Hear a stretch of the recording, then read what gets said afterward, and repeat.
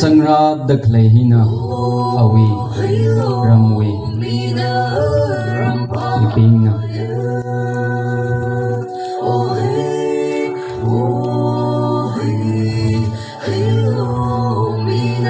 athumi azalaga iram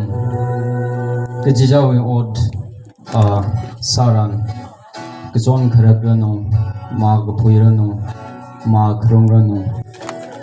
kajau oti min sanglagaina sasaya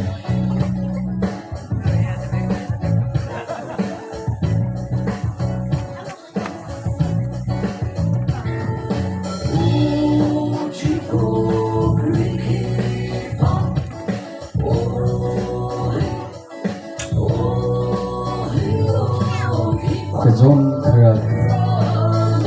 han kapha ma gapui ma kharung ichung san sanglagaina leshahi ichung hamadaya otsin sasaya azalaga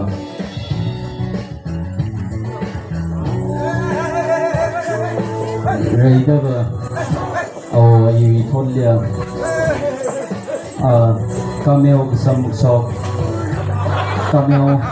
is mra khansa sa khamachi ki chatna saya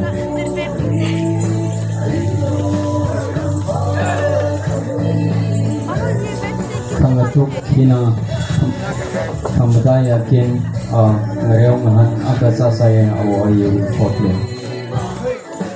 kayu ya kapanga yang kapanga yarong soka diri yang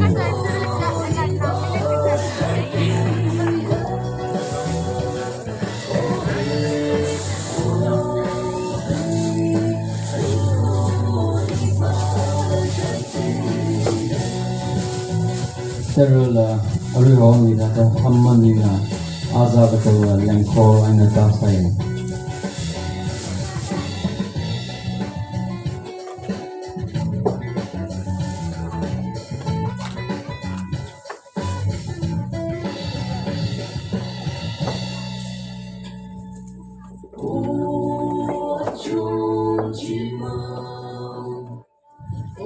hi iramazal ga hithada mangde lagla sagsa atamne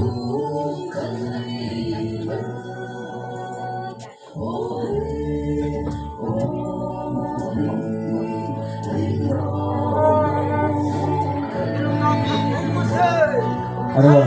kutijawi ot saram ko paida sini kawong atam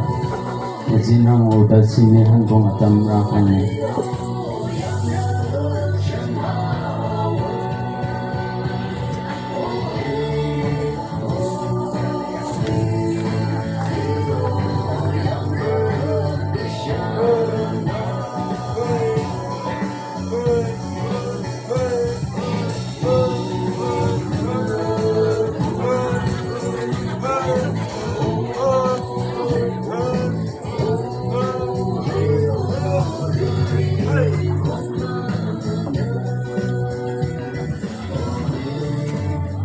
Ara sagi ji ot kujau ot kop sansara da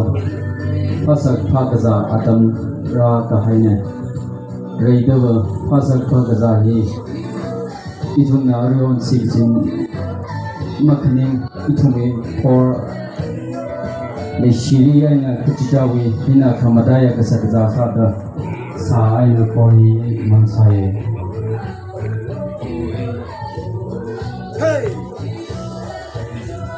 ara khaza phoi dai hi lumlaw phijat hau ko atomne hey